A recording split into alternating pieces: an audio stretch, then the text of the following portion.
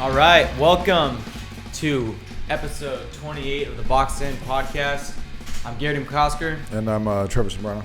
And we just actually weighed in our first check after the initial, and I came in at 169. I dropped more than I thought I was going to. So for 170, 159, 11 pounds. And Trevor came in a little bit different in his strategy, but what'd you weigh in at right now? I don't remember. 211? 211. So you're down a couple pounds. That's all right. I'm down a couple pounds. You're down a couple pounds. So it's just a slower approach. Approach. And I had kind of been getting hangry, so I got my sandwich and I'm not even hungry. a couple of my things right now. You see, a lot of this that's going to factor is your actual mentality. Yeah. And peace of mind. Look at you with fries over there. Here's that you put on my plate a minute ago. So you're going to go downhill, Speaking of mentality, yesterday at the gym, hey Garrity, just give me those tacos right now with that sauce on it. Mm-hmm. I might as well eat them tomorrow because I'm out of this competition. How do you know? That's how I knew you were gonna win. That's how I knew I was gonna win, and you were gonna break down. I'm just planting seeds, but I'm just trying to throw you a curveball of how focused I really am. So, let's talk about the fight night last night. Yeah, let's talk about it. Went out to Show and Bash in Marriott, right? The Burbank show, Bash Brothers show. Bash Brothers. Yeah, saw a couple of local fighters fight. Jesse Martinez. Yeah. Was in a close one. Yeah. Very close bout. Some might even argue that he didn't win. So, but he got he definitely didn't win by the scores I had heard. Yeah. No. Yeah. A 5-round to 1 yeah, score came out. I don't see that happening. No, not at all. I wish collectively that when they're going to give the A side the look, or no, I'm sorry, when they're going to give them not the look, but they're going to give them I guess the win, that they would do it in a way where it's almost more balanced, like 3 rounds to 2. Instead, when it's so one-sided, it feels like Well, here's the deal: they can't be in communication with each other. Well, And also, so we had been thinking we were going to record last night, and then we got the opportunity. Steve called me, and we were talking about some other matters that we're going to work together on, and then gave me the offer to come down to the show. Mm-hmm. We ended up going on an extravaganza, just an excursion of. I felt like I was the dad who is trying to herd cats and get to the airport on time before we miss our flight. Right. We did show up halfway through the show. We came with about 20 people to the right. show, which is good. Listen, the best part about it was watching how you were so anxious trying to get everybody to get on the same page and head over to the fights. And I had already conceded, which seems to be the theme of this particular podcast, because I know better. I know that people they will not move when you expect them to move. Especially, But you were playing into it. You were trying to leave later. Like, I think you were one step slower than even Ivan. But I was the first one in the car when we finally went, though. I don't know if that's true. I don't know. Shit. But doesn't matter. Anyways. But yeah, it was fun. We made it on time. I know we didn't make it on time. We made it see 3 fights, but better than none. And I think that it was a good show too, man. Listen, kids had a good time. If anybody out there is listening to the podcast has a chance to go on the Bash Brothers shows, they do a really good job. I feel like everybody, it's definitely worth the money. Yeah. The liquor is I think flowing. they're the best shows in Southern California. I actually enjoyed myself at that show a lot more than the fights at the Hangar in Orange County. I think one is the venues for the Bash Brothers shows always seem to be. By the way, you're saying Bash Brothers, Brothers. It's actually Steve Bash. Yeah, Steve Bash Bash, Boxing. Bash Boxing. But I call his little sons the Bash Brothers. There we go. But so it's not. No one's calling the promotion Bash Brothers. That's not it. That's like the. That's like a Blues Brothers. Something completely different. I think Bash Brothers was a reference from. Oh, Mark McGuire and Jose Canseco were the Bash Brothers for the Oakland Maybe, Athletics. But I think wasn't the Bash Brothers two kids? No. Daniel gives me the point, which means Bash Brothers were 2 kids. I'm right and you were wrong. Another reference: Bash Brothers were 2 kids in the Mighty Ducks, I think. Yeah, I never really saw that Bash. Nobody cares about that. Nobody cares. Nobody cares about that. Yeah. A lot of people like that movie, but no. It's not important. Did you like the Mighty Ducks? Not really. You remind me of Rudy a little bit from Notre Dame. Is there, because I know you went to Notre Dame, is there any sort of like weird, like, infatuation with him? I watched that movie a lot as a kid. Shut the fuck up. We had few movies, and I saw that one. You saw Rudy. Did you cry and shit for the underdog? No. Hard not to get behind Rudy though, right? I was pumped up on it.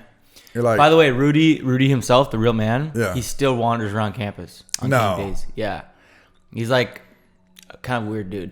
Like you know how every boxing gym kind of has true Hollywood story. You know how every boxing gym has the has-been that like comes and like talks about his own record. Don't talk about Rudy. Listen, don't ruin Rudy for me, man. All right, but go ahead. I'm listening. But he'll show up to your tailgate and tell stories about himself, right, in front of, and some people love it because it's the first time they've seen it. But people that I've seen it happen a couple of times are like, okay. Some people just get hit in the face with that reality, and they're like, look at my hero right here. And I didn't want to see Rudy in this light. Rudy's rock bottom. Yeah, so I think rock bottom Rudy. Rudy's kind of like the guy who gets better every year. Like he was better. His glory days are better each year that he tells a story, Right, yeah. So it ages with time. So what's up? Where's the photo with you and Rudy? I never got one. I did get a photo with me and Tom Zivakowski. I have no idea who that is. He was he played for Notre Dame, and was an All-American and played in the NFL, and he also boxed professionally.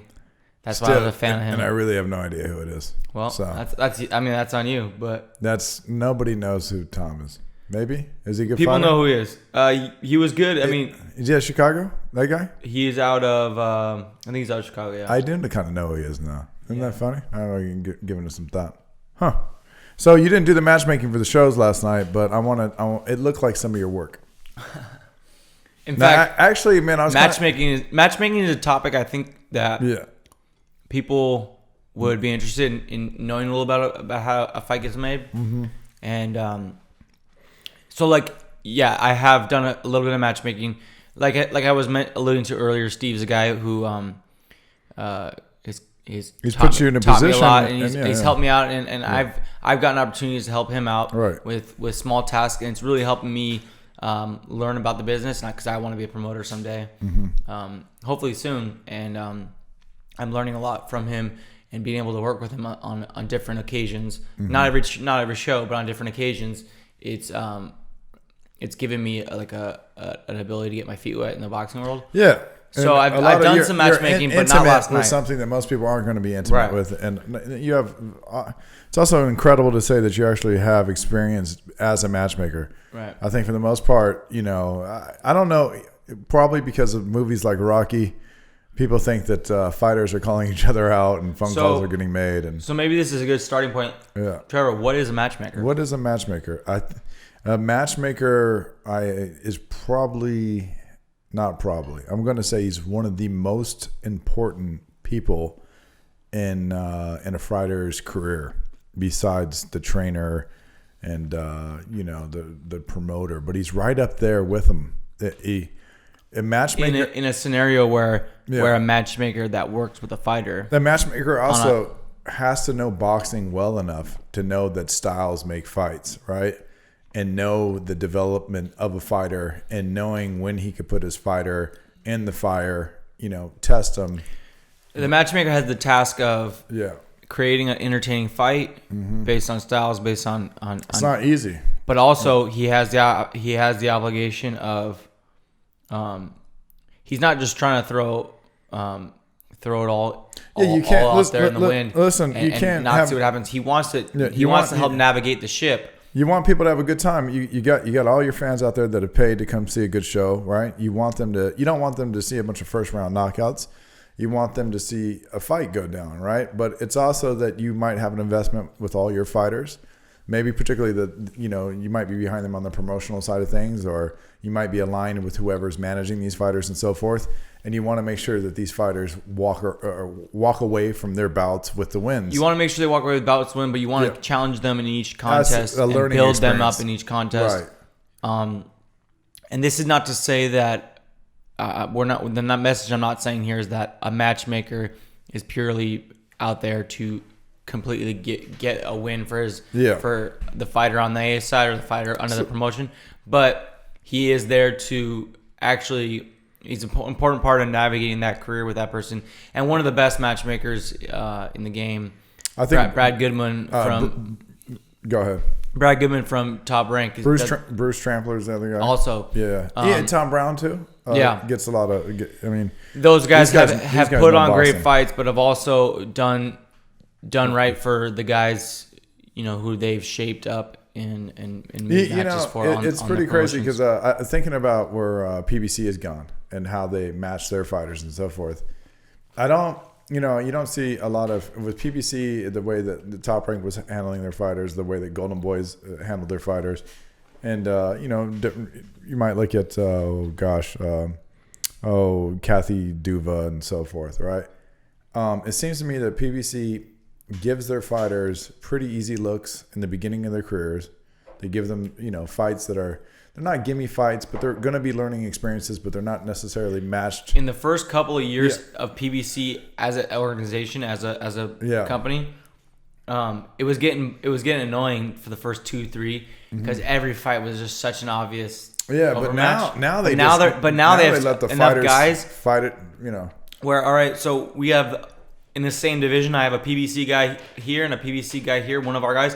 Now I got to have the two of them knock each other off and see which guy we wins and we invest in the long term, Yeah. So it's good to see. They're literally letting the fights figure it out. And it's pretty amazing when you think about it as far as, But that's what you can do if you have enough money to spend. And not just that, too. They've got an incredible pool of talent. When you look at how many people are tied to? I know the Watsons have a management team. Sam Watson and his sons. Obviously, PBC, Al Heyman, TMT, so forth. There's a lot of different people that are operating together to put these shows together, right? And you've got this huge, reach of talent that you have, and they've really created a unique product, which is different. Which is you don't see as much as the one-sided matchmaking as you do with some of the other promoters, some of the other managers, and you're really seeing great fights happen because of a consequence of it. You also, you can kind of when you look at someone the other day I was talking about Bud Crawford, who I'm a very huge fan of and advocate that I think that he's probably the number one pound for pound fighter out there right now. I can think of some other people, but. This skill-wise, craft, athleticism, temperament. It's just really a pleasure to watch this guy go, right? And, some say, well, who's he fought? Well, Bud hasn't had access to people at PBC because business sometimes can be difficult when you're doing business across that imaginary line, which is Top Rank and Golden Boy, although those two seem to get along much more so. And all the while, Sean Porter gets a chance to hold the belt for. I mean, now that him and Spencer are going to fight, we're going to consolidate that. Yeah. But all the while, that's a guy who never would have made it past. He's not going to make it past Bud. But and I still think Bud Crawford beats. Sean Porter's a hell of a fighter. So I'm not taking anything. Listen, Sean Porter's going to give anybody a difficult night because he's a very physical fighter. He comes to mow you down. He's like a football player. He's mean, and to be honest with you too, he's gotten really a lot better at boxing too. He's shown me. The fight that he had with Ugas, he showed me a lot more in his skill set that he's been developing over the past couple of years. So he's not just that one-sided, but it's something about Sean. When he shows up to a fight, he's coming with that mentality and he's coming to win. But no, he wouldn't have got past Bud. Yeah. I mean, if you're listening to this podcast and thinking that the antics that we're doing for the weigh-in antics are silly and a little out there, you want to see a weigh-in that really, really cut the line, go and watch the videotape of Sean Porter weighing in for the fight before fighting Ugas, because in that fight they were like cutting his fingernails and cutting his hair off and getting every last bit because he was just drained out to the very bit. And they had to cut a few bits of his hair off to get the but they got that way. Yeah, I've been in a situation. So I mean, that's one of the most extravagant cases I've ever seen. Yeah. I mean, extreme cases. We're kind of playing around with making weight, but yeah, when you're not making weight and you know that you can be penalized a hefty amount out of your purse as a fighter, sometimes I can't. Somebody had to pay. Oh, when Danny Jacobs fought. That was a huge amount. What was it again? Yeah, It was I think it was 900,000. 900,000. Yeah. Could you imagine? So I guess. And he did it. He just against his fight with Canelo, right? So think about getting penalized. You almost get penalized. People have a dream of making $1 million. Here the guy's getting a penalty of $1 million or close to $1 million. So, but yeah, matchmaker is very, very important in the development, also in handling a fighter's career and bringing them along. I think for most young fighters out there, and for anyone listening to this podcast, whether you be the father of a fighter, whether you're up and coming fighter, or if you're a trainer who doesn't necessarily know the business or looking to get in on that promoter side, you got to come to the realization that there's a lot that goes into the development, and there's a time and place for everything with these fighters. I would also give advice. So, if you're a dad, if you're a coach, if you're a boxer, help the promoter make his job easier and offer to be a somewhat of a matchmaker. Yeah. In doing so, you're making yourself, if you could be like, all right, there's this guy I know from the amateurs. Mm-hmm. We've already messaged each other, and we want to settle our amateur beef in the pro ring. And this local promoter, wants to do it. He would be happy to do that. Yeah, he's gonna put asses in the seats. He doesn't have to pay a fee to the matchmaker. And essentially, what you're also doing, if you take a little bit of control in your career and act as the matchmaker for yourself, in somewhat, not necessarily you're gonna have to. Not like everyone's gonna lay down for you and you're gonna be able to call all the shots. But if you're doing a little bit of that, you're making sure that you're not getting taken advantage of, and that's the biggest takeaway. Because if a promoter sees that you can find fights for yourself, well, guess who's you have a say. You're not going to get thrown in there with the wolves and lied to and get the wrong solid advice. I mean, if someone runs it's fair. It's fair advice. It's good for you, and it's good for the whole thing. Listen to you as a matchmaker who's gone out there. You know that you've gotten the B side. The B side is coming. I came to it because as a fighter, I realized, this is what I should actually be doing. I should be. The B side's coming into oftentimes a state that they're not from, or into maybe they're going to a different part of the state or whatever. They don't have their people behind them. They're coming probably solo, or they're coming with less than 5 people. They're not putting asses in the seats. First thing you need to understand about boxing is that this is a business.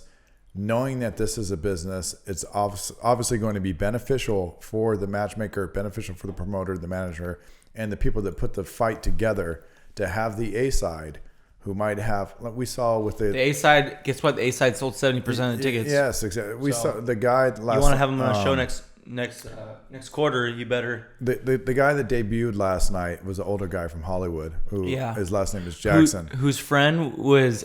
This was a big moment for me. It's all coming full circle now because now we're doing. Do you know who his podcast. Friend is? His friend. He was friends with Psycho Mike from K-Rock. Okay. And I went up to him and I was chit chatting with him. Do you remember Psycho Mike? Yeah, it was great. My ears picked up. Yeah, dude. But I wish I had asked him. Hey, dude, can we play a quick game of Stinky Pinky and just improv the game? He used to do this game on the radio. What you guys? He used to do this game on the radio where you would say the rule of the game was Stinky Pinky was the name of the game, but he would have a whole song and it was hilarious that he would sing out. And what it was you guys are turned the fuck up on Psycho Mike. Yeah, no, it was a big part of my childhood. I would listen to. He was on Kevin and Bean a lot. So I never listened to Kevin and Bean. Did you feel like that was like you being deviant as a kid? You're like mom isn't gonna see me. Well, kind of. I'll tell you what. I didn't have cable TV, but guess what? What was free? The radio was free. The radio was free. And there was a show called Loveline, and they were talking about drug addiction and sex questions. And Dr. Drew Pinsky. The comedian too, right? Dr. Drew Pinsky. That is him. Adam Carolla. Adam Carolla. So, hey. That was the first rendition. You know that and then later on, Psycho Mike was could fight. You know that, right? No, I didn't know that. That's awesome. Adam Carolla actually. He was in a movie called The Boxer, wasn't he? He also was a fighter, amateur fighter from the Valley. I didn't know that. I forget how many bouts he had, but he had quite a few. I want to say 30. The guy can actually go. He can fight. He's also an OG here. But if you watch that movie and you as a trainer, his footwork looked pretty good. You see how he puts his hands. Even when he was skipping rope, it looked like, this guy's done it before. Yeah, this guy's done it before. It's not. Which is crazy because yesterday I was with Usher, the R&B singer, right? And there's a funny. Why tell us why that was, because that kind of doesn't add up. Back to the Avery Sparrow thing is that Avery Sparrow, who we talked about last week, who's fighting Ryan Garcia, right? Yeah, he was fighting Ryan Garcia. We got called out to help with the sparring with Avery Sparrow. He sparred somebody from the Benavides camp. Jose Villanueva, I think. Is that his name? I don't know. We could look. But it up. so Avery Sparrow's manager is a rich guy with some money. His manager, his name is Usher. He's not just a rich guy with some money, right? I mean, he's but what the listeners maybe would be interested in knowing is sometimes somebody outside of boxing, but who has some sort of pull in the entertainment industry, might go into boxing and become a manager. Listen. Like I think we said this before. Is wealthy. So Usher's manager. What came out this? Jay-Z is doing a deal with the NFL, right? And why is this relevant? Jay-Z's at the top of the entertainment echelon, right? As far as being able to do these sort of things, he owns part of the Nets, I believe, and he also being able to do a deal with the NFL and so forth. That being said, I think. If you're making money, you're an R&B guy or an athlete or whatever it is that you've gotten your success from, a lot of people have this idea that they want to own a sports team or they want to be involved in sports in some form or the other, right? And so, like you've said this before, I think you actually said this, which was pretty amazing when you told me, a lot of rich white guys end up getting into boxing because they can't afford a sports team, but they can afford to sponsor a fighter. It's funny because I actually tweeted that out the other day, like a new version of that. But but same thing with Usher, right? Usher can't own a sports team. I remember you telling me like, "Hey, Gary, that should be like your big line you contribute to a book someday." And I was like, "All right." I came as far as a tweet, so it's an amazing observation. Yeah, I mean, because there's truth in it, right? Yeah. So I think Usher, he's out there, he's sponsoring this fighter. We worked the sparring. Avery has a difficult match coming ahead of him, which is Ryan Garcia. Last week you were a little higher on Avery. Yeah. After seeing him spar, has that changed? Yeah, a little bit. Listen. I mean, I'm not talking shit. I'm just okay. Curious I'm gonna be honest with Avery and Sparrow and shit. Only to be honest, as a trainer. As a trainer, it concerns me that if this guy doesn't, get his shit together in the next 3 weeks with this huge opportunity, which is his fight against Ryan Garcia, he's going to blow the biggest opportunity of his professional career, right? He's going to have to get the right people surrounded around him immediately, whether that be me or that's Ivan or whether that be his team from Philadelphia. So they haven't asked you yet? Well, they are. They were talking, but the thing about it is, even before the sparring went down, I can't remember the kid's name. I could probably look it up on my phone who he is. I looked at the kid. I knew who the kid was because the kid had knocked out a very talked about boxer right now. And I'm not going to go through hearsay, but I'd heard through not the grapevine, but through somebody who is very active at City Boxing in Las Vegas, that this particular young man clipped a very talked about fighter right now. And I'm talking about a guy that's in the top 5, names that are getting mentioned, and if not top 10. And I said to myself, oh, he's sparring him, right? And I walked over to somebody else that I know, and I said, oh man, this might not be a good look. And seeing Avery against this young man, it wasn't a good look, and it looked like Avery had only gone the 3 rounds. You're only going 3 rounds 3 weeks out from, I believe, which is an 8-rounder or a 10-rounder. I have to look into it. It looked, in my perspective, I can't bullshit. A little hurry up offense here? No, he looked like he was going to get stopped, man. Avery was going to get stopped. So I can't. I'm not going to. I would love the opportunity to work with Avery. So I'm wondering if Avery listens to this podcast, but he's not hiring yet. Yeah, but hey, I don't. The thing about boxing, you gotta be honest. The thing about boxing, if he can't come to the realization of what's going on in his camp, then we're not going to be successful anyway. So I only want success. If you're a trainer, you only want success. If you're looking for a yes man or someone that's going to pretend that there isn't a problem in the room, yeah, you're not going to get that out of me. I'm not going to be that guy. That's not my legacy. I know that that's not Ivan's legacy. I believe the reason why guys like Freddie Roach are so successful today, Teddy Atlas, the reason why Emmanuel Stewart was so straight. They fucking tell it straight. Yeah. So just because there's somebody out there that has a huge opportunity, big fight ahead of them, that has I worked the corner too. I've been there in sparring where you're telling me straight, Oh yeah. Like Garrett, like you're not sugarcoating it. Like Garrett, you're getting hit by way too many shots right there. Yeah. I can't. And I appreciate that, and you need that in a coach. Yeah, I don't want to because sure, I want you to be successful. I want to be successful with you. I want to be successful with any fighter that I'm with. Right. The first thing I see this go on a lot of times, which is the line that goes on between the trainer and the fighter. Man, it's that good problem that happens when the kid's always been told, like, it happens just in life and not just in boxing, but that kid's always been told he was great. He was great. All lights will turn green, right? He was always a high school achiever. He he was awesome. He did everything right, and then he gets to college or he gets the job outside of that. And the first thing that like punches him in the mouth, he just like can't take. Oh yeah, I said this too. So it's good that we got a lot of punches. I've had a lot of good failures that'll make me ready for the next thing. You sparred a lot this week, and obviously had some moments where you were looking pretty good. Had some moments where maybe it was a little tough. Had some moments that I'm embarrassed to say that I got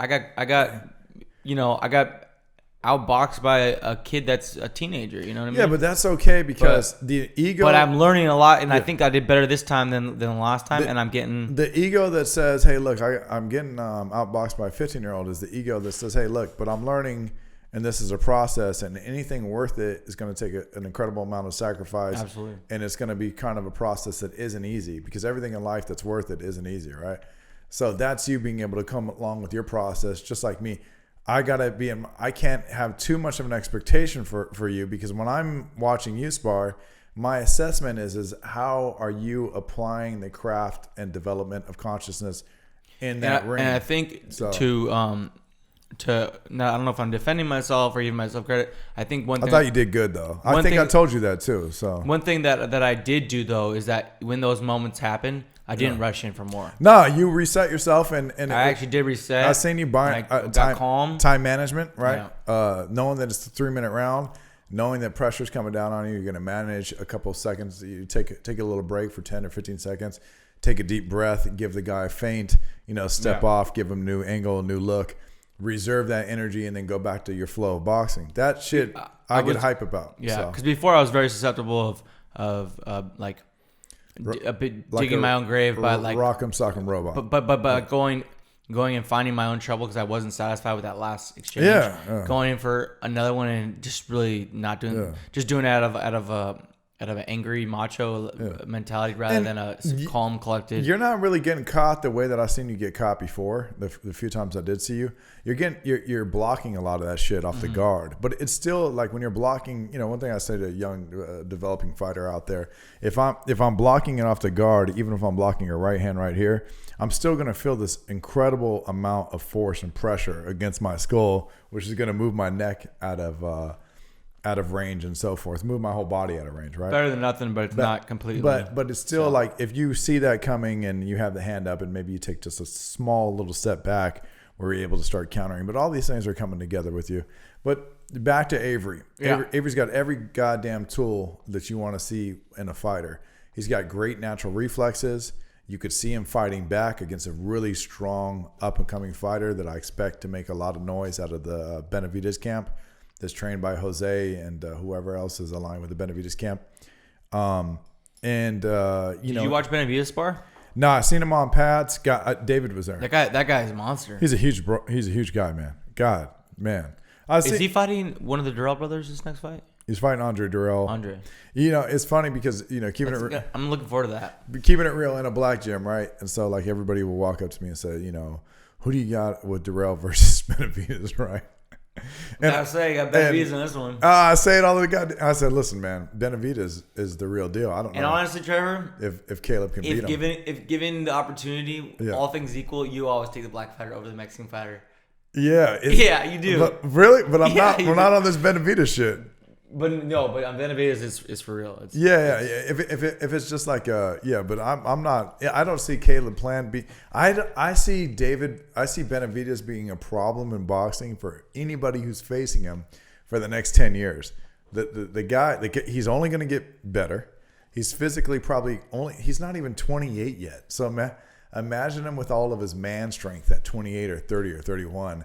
As long as he doesn't let anything enter his life or he just sort of becomes lazy, if he stays disciplined, you never know.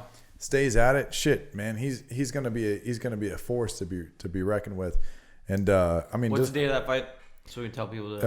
Yeah, let me look it up, or you go ahead. Well, we'll see. We'll have a race. My clickety clack of my ThinkPads are gonna versus Darrell. Right? We gotta do another fight companion, so we should be thinking about our next. The next I big. do one first. Right, we gotta do. Trevor's got to do one. Yeah. Trevor's got to show up for one. We'll go on to the next subject. Just kidding. David, okay. Well, I didn't get it. I thought you beat me, but then I guess you did. Versus will be on the undercard of the WBC champion the late September. Okay. So, cool. Trying to see if we got to do it.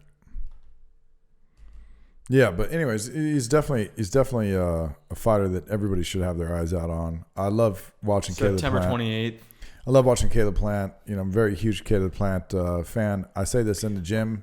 Oh, Errol Spence, Sean Porter. That's that card. That's that card. Yeah, we're gonna do a fight companion for that. Yeah, that should be sure. fun. It should be a nice highlight reel. So we got Errol Spence Jr., Sean Porter, Anthony Durrell, David Benavidez, and then of note, the other one that I think stands out of note is it says Josecito Lopez versus John Molina Jr. Although it has a red flag. It has a red flag next to Josecito, so I don't know if there's some sort of annotation. That's a here. great fight, though, huh? Yeah. You got two guys that are. I want to see more John Molina before he. I'm not saying that he's gonna. That damn Josecito Lopez looked incredible in his last fight. Against Thurman. Yeah. He really did. Yeah. Yeah. He gave him a lot of trouble. Gave him a lot of trouble. Yeah. This is what we're just to talk about the business of boxing sometimes. Molina or Josecito Lopez had so much effort in that bout. I wish, and then you see Keith Thurman get the Manny Pacquiao look. Jose, ¿cómo se dice? Josecito Lopez. He says Josefito. Yeah, Josecito Lopez has so much, looks so good in that bout, and then you see Keith Thurman land this diamond of the bout with Manny Pacquiao. I know, right? it just doesn't seem fair. And it doesn't seem fair just because shit, man, that guy laid it out his heart. And it would have been nice to see him. Very close to pulling off the victory. Yeah, it was very close. It would have been nice to see him get. And somebody else gets the payday, Yeah, but it happens. Yeah. But you want Lopez to get those big fights. You want him to make a great earning because man, he shows up. He puts on a hell of a fight, and he's coming with. He's fighting with this will. He's fighting with this soul, skill, so forth. And I mean, it looks like he's featured A side on this fight. So. Yeah. There's still Molina's another guy too. You can't count out either. Oh, never. You remember that bout with Mickey Bay? Mickey Bay might have been. What year was that? Ah, shit. Five, 7. Mickey Bay is literally boxed. Mickey Bay was a highly touted prospect from TMT at the time. He's been trained by Floyd Mayweather Sr. the whole time. He could box. He could really do it all. Did you ever run into John Molina overlap when you were at Tengus? Yeah, I did. Yeah. He used to say that. What's his He used to say sparring that like? I look like Deuce Bigelow. Whoa. That guy, that actor. It was just a joke. It was a joke. I can't remember. Which I don't. Rob Schneider. Rob Schneider. Yeah, you don't look like Rob Schneider. No, I don't look like Rob Schneider at all. Yeah. Have I seen him spar? Yeah, I've seen him spar. I've seen him. The thing. Is he just in wars every day and sparring too, or? No, kinda. I mean, he's a feet first type of guy. Maybe head first actually.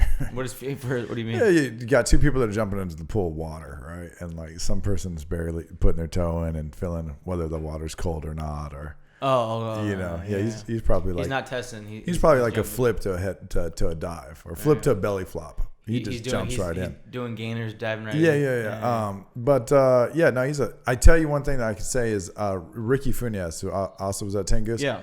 I was holding pads for him one time, and for Ricky or no. Ricky Funes was holding pads for Molina, and I forget what I was doing. I was over off the corner, I think working with Malik and another guy was over there, Maurice Lee, who's now with TMT, who kind of had some momentum with his career, but didn't. Yeah, I think it might kind of fizzle out. Right. Anyways, I just hear this. Everyone knows that sound that's in boxing gyms, which is just that thunderous clap from a mitt getting hit. Yeah.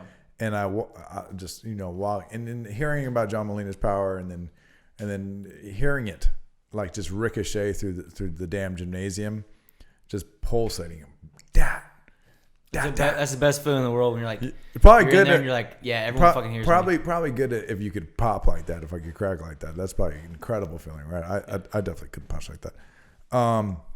Sometimes though, it depends on how the trainer's holding the mitt. Yeah, if it's being held a certain way, it might be. Ricky has those the mitts by Sergio Garrity, or he did at that time, which is Sergio does all the custom mitts for a lot of people. Freddie had them, Ricky had them, like a lot of boxers. Abel Sanchez, Jesse Reed had them. I have a pair. Those. What are you holding out? Why aren't you bringing them to the gym? Those. You'll see them around. For what? My past. I need to get a pair, dude. I need to start. Yeah. I need to start making some income. I was gonna say that they don't clap that hard. You really gotta be able to punch.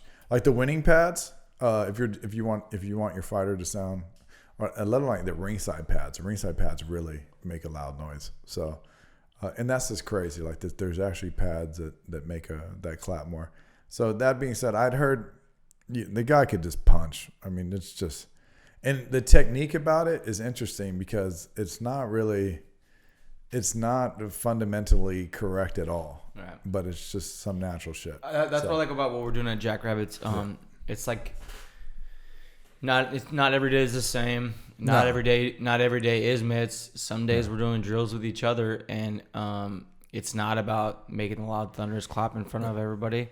Yeah. Some days we're doing power work, but some days we'll just be doing drills where we're touching the opponent simulating a punch, and then we're just putting our guard, moving the slip, going into slots. And I mean, David Allen Jackson has maybe it doesn't sell Instagram likes, but it does teach head movement. You know who David Allen Jackson is? The trainer for Kovalev. He was a trainer for Kovalev. I might recognize his face from the corner. Works with Clarissa Shields. You would know him. I mean, he's a very Oh gosh, that's the thing about those trainers. You may like there's some guys you've seen a million times. Nate Campbell is another guy that comes to mind. That was like one of his first fighters. I can't find it. He's got it. He got knocked out by people know him because he got knocked out by one. He was a world champion. So let's go there. So you got to give David Allen Jackson as a trainer, as a fighter. He's been in that position.